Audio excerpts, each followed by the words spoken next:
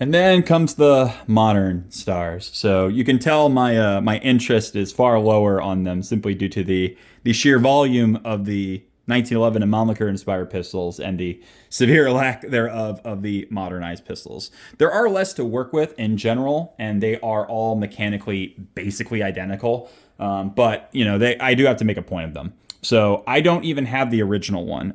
The original of this modern Wondernine series is the Model 28. So there are some weird deals where there's guns marked 28 like PK that are absolutely not that original pattern. They're much later guns. That was a contract thing. They are functionally 31 PKs, but they're marked 28 PKs. But the 28 is this. This is a model M30, which, I mean, a lot of people have seen these surplus. They're very common. The main difference, if you look at them, is the original M28s. There are later production M28DAs, but the original M28s had like this target style, like big hooded, not hooded, but like big angular rear sight. And then it's basically the same changes as like a Smith 39 no dash and the dash. It's got the long extractor that goes all the way back to the safety. So yeah, you get this long extractor. So if you see that long extractor, it's a 28 series. There's the original 28s. There's the 28 DAs, which were a little bit later production that they changed up the rear sight sometimes. Doesn't seem to be consistent either. And then I believe the slide release. You see this slide release change in the M30s. Some of the early slide releases don't have this like big obvious like button here. They're just kind of folded over, and then some have this button. But I think all the 28s have the earlier style one without the obvious button. But yeah, there's the 28. They made changes to it for the Spanish military that then transferred over to, they were really trying to get this in for other contracts, including the M9 project. So Colt would end up taking I believe they did it for the M28, the M30, and the M31 were all tested in some capacity. So there are Colt marked of this series, the M30 series, as I like to call it, that were used in the M9 trials, and then just marked Colt, which is weird considering they had their own entry, the SSP and the 1971, which weirdly have a lot mechanically similar to this, and the fact that they're like, this looks like, people look at these and they think, oh, CC75 or whatever. These are much closer to not even like just a SIG 210, but like the early, like 1935 A and S pistols, which is really weird. And so is the Colt SSP. So I don't know, by this point, Colt and Star had more than one attempted collaboration. So I almost wonder if the M28 series did derive in some capacity from the SSP line, because if you look at especially the 1971 model, it looks really similar to an M28, especially once they're taken apart. Really, really similar mechanically, but whatever. You have the M28. They update it to the M30. As stated, some of the M30s have the early style slide release. This is one of the later styles. This is, like I said, it's a very akin to like a like early French like 1935 A or S. It has a closed cam path like a SIG 210. It has, just like a SIG 210 in those pistols, it has a back strap that has the hammer assembly and the sear assembly that you can remove the entire back strap.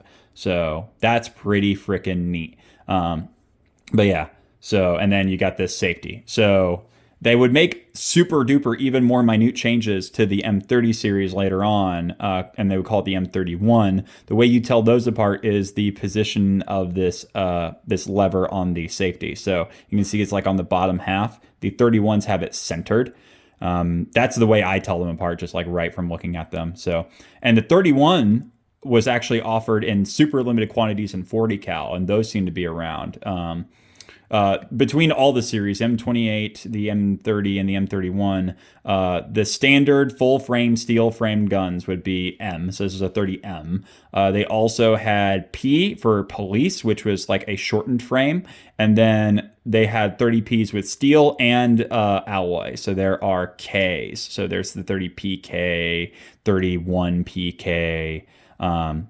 And like I said, the 28 PKs were actually 31 PKs it was like a contract thing. The standard size magazine, I believe that's on all the frames, was 15. So, you could do 15 plus 1. They are pretty solid. They're surplus right now for dirt cheap, these M30s. This one notoriously, or not notoriously, but like obviously has been refinished because these were blued. They did not park their guns. So this is an Arsenal refinish gun. And this one you can tell was a Guardia Civil surplus pistol. So that seemed to be where all of these surplus M30s are coming out of the woodwork from. It seemed to be a large amount of surplus Guardia Civil pistols. So if you want to spend like $250, $300 on a pretty neat little, very heavy Wondernine, but shoots really, really soft as a result of being so dang heavy. You could go a lot worse than the M30 series. I'm really trying to get my hands on one of the 31 PKs in 40 cal just because those are so rare. They clearly had some issues mechanically, which is why they stopped making them. I think they only made about 500 of them, but yeah, they're pretty much the same handgun with slight modifications. So between the 28 and the 31, not much difference. They also had their smaller, like they were called like the Ultrastar in plastic frame, and there was also the not the Starlight. I already talked about Starlight. Man, my brain's fiddle farting right now.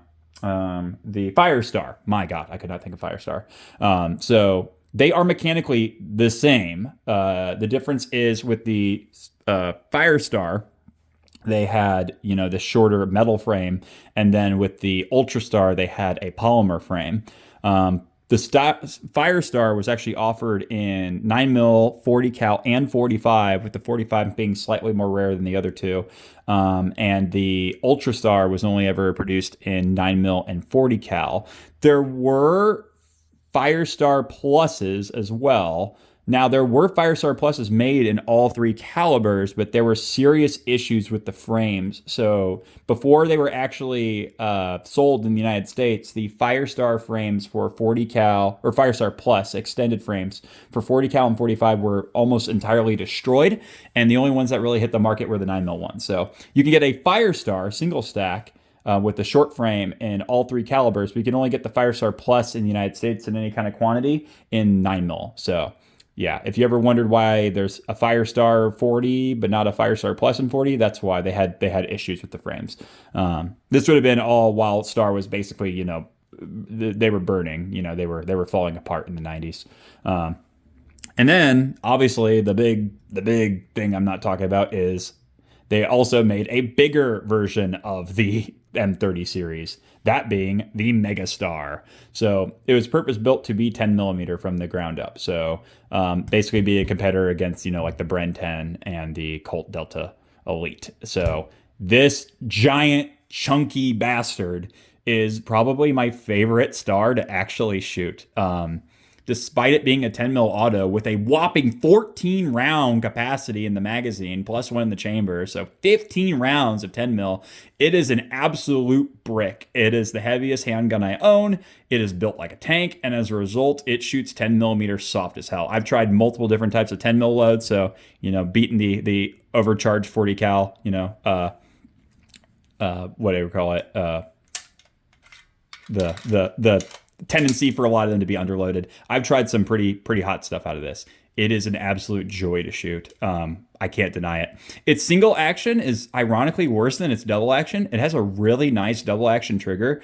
Its single action is a little mushy and kind of icky, but it is still really nice. It's got the big like Novak style, really easy to acquire sights. It is just super duper nice. And I love getting people to shoot this guy because, they see how big it is and they see the 10mm and they get scared and then they shoot it and they're like, oh, that's really pleasant. It's like, yeah, it is shockingly pleasant. Despite how cool this thing is, it did not last very long. They started producing these in 94 and they only made like less than 1,000 of the 10mm ones. And then the 45 ones were a little bit more common. There's a little under 6,000 of them. 45 ones I hear I want to get one because I hear they're really nice for shooting 45 supers. But yeah, it did not last despite how honestly great these things are. They are functionally identical to the M30 with the same like deal going on with the back strap and everything. Only real difference is they redesigned the slide stop because apparently that style of slide stop in the early prototypes was just walking out from the sheer force of the 10mm. So they had to redesign the slide stop. you know, farther back in the frame, and then just there's like a really, you know, very well retained cross pin to keep the barrel assembly in. But otherwise, it is functionally just a big M30, and I love this. This is the only modern star that I actually genuinely wanted to have, and I'm super glad. You know, Antaris wrote the book on stars, but he also kind of, I hate to say it, man, but you ruined the market because as soon as that video came out where he talked about this being the slept on underrated collector's gun, these things easily like tripled in value overnight. They have calmed down a bit, but you are easily like, these used to be $500-600, and the 45 ones are still decently cheap. You can usually get them around that price range. But then that video, these guys were selling for over $2,000 for a minute. Like, they were insanely expensive. They calmed down. They're floating between, you know, depending on condition. I got mine for $900, but you can usually snag one of these for, you know, without the box and the accoutrements, probably about $1,100-1,200, and then with the box accoutrements, probably around $1,500. So they're still very expensive. But considering 10 mil autos of this era are all outrageously expensive, I'd say, like, honestly, with the low production numbers and how fun this thing is to shoot, I'd say if you're just like a 10 mil fanatic, I'd pick one up. The magazines are obviously an issue. Rare, expensive. They are not interchangeable with the 45 magazines. But man, I love this gun. Yeah,